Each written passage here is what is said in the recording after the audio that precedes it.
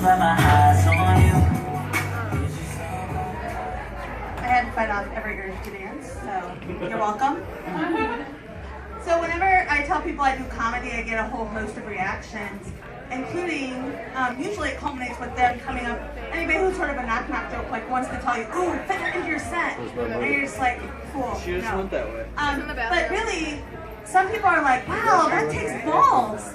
And I'm like, look at me, I'm all woman. And plus, some of the biggest pussies I know have balls. So, one is, wow, you must have guts. And I'm like, well, look at me, I've got a big one.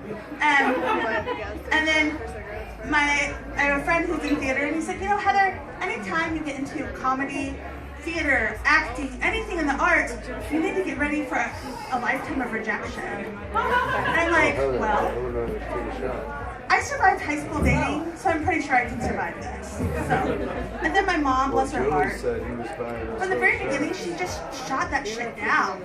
She's like, you can't earn a money like that. I'm like, Mom, of course not. I spent thousands of dollars on therapy from you fucking me up and squashing my dreams. So I told her though, you know, if comedy doesn't work out, I have a backup plan. And that backup plan is I'm going to be a trophy wife. And, ouch. Don't find it too funny, y'all. No, you may think I don't look like a trophy wife, but the thing is, you're dreaming too big. You're thinking first place, grand prize, blue ribbon. Oh no, that is a heifer at the state fair. But I'm like a participation trophy. And the honorable mention, like, hey, you showed up, you tried. I mean, setting your standards reasonably, that is totally I'm going to be a trophy wife. So I definitely have mommy issues. Before I got into comedy, though, I did, my background actually was religion. So, Will Wheaton, the youth pastor guy, I was a youth pastor. I went to a little college nearby called Olivet Nazarene University. Please don't lynch me right now. Tar and feather me and run me out of town. But, so, since then, I've kind of been exploring different religion. And my favorite, though, I thought the Catholics were so hospitable because they provide you with, like, a footrest to ensure your comfort. And I'm like, oh, how nice. They like really want me to be welcome and comfortable. And then I noticed the lady at the end of the row giving me the stink eye as she was kneeling. I'm like, oh, probably not what that's for. But even my phone has a religious side to it. It decided it wanted to be baptized. Now, it didn't tell me this until it jumped in the toilet. So clearly, my phone is like a Baptist full immersion religious phone, and not like the Lutheran Catholic and then, so the other day, my friend emailed me, or texted me actually, a link. It was like, breaking news in Chicago. Neighborhoods are being shut down. Click here for more details. I'm like, holy shit, what's going on? And so I clicked there. Okay, have you guys heard of Rickroll? Where you get a link, you click it, and Rick Astley's song, like, I'm never gonna give you up, make you cry. So I clicked the link, and up pops a picture of a black man with a ginormous schlong. So I didn't get Rickrolled, I got Dickrolled. Okay? And it was jarring. As I get older, and I realize I'm getting older because the guys on the Cialis commercial are hot. I mean, they are. They may not be able to get it up, but they are going to look good trying. No, we're talking Cialis, not AARP. I mean, because at some point the cream starts to curdle, and no matter how much Cialis they have, they're not going to get it up. I also love to go to Costco on a Saturday. And all of the dads with their Denali North Face jackets, salt and pepper hair, black rimmed glasses. Can you say DOF? But again, Costco on a Saturday, not Cracker Barrel on a Wednesday. There's a difference. That would be called daddy issues. And I have my share of daddy issues, so I don't need a sign pointing to give me more.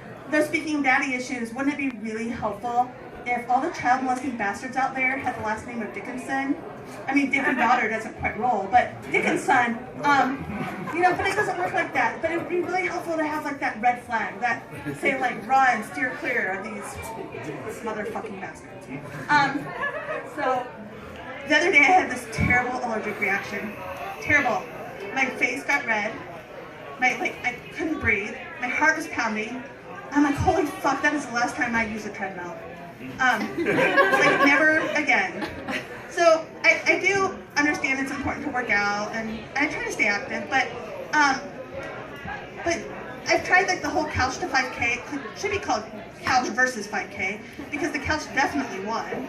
I thought about doing weight training, but then I realized my muscles have a learning disability and they're dyslexic, and that's sad.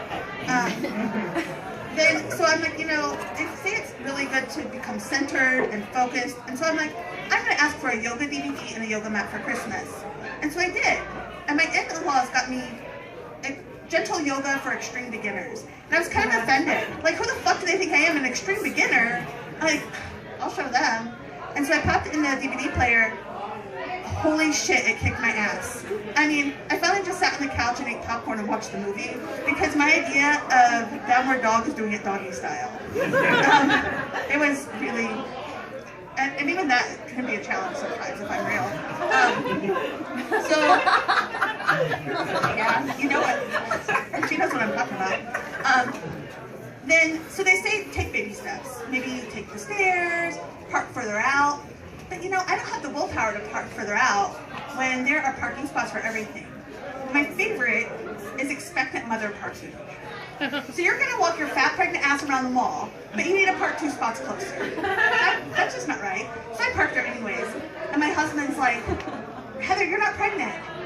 I'm like, yeah, I know, but what are they gonna do? Make me piss on the stick to prove it? No, so I parked there anyways. And as I get out of the car, I kind of look around, scope the area. I arch my back, and I gently rub my belly, because those bitches have nothing on me. 9 months, 36 years, and growing strong. I've earned my rights. And I don't have kids, and people think it's okay to ask me why we don't have kids, and I find that offensive, as it's their goddamn business. It's not. So sometimes I just like to fuck with them, and I say, we were gonna adopt a little girl from China, but we don't want to add more bad drivers to the road, and that kind of shuts them up. So I have been married for 12 years, and we don't have kids. I do have a dog, and I really love my dog. He jumped in my lap the other day, and I got so wet because he was eating an ice cube. But he's the precious thing.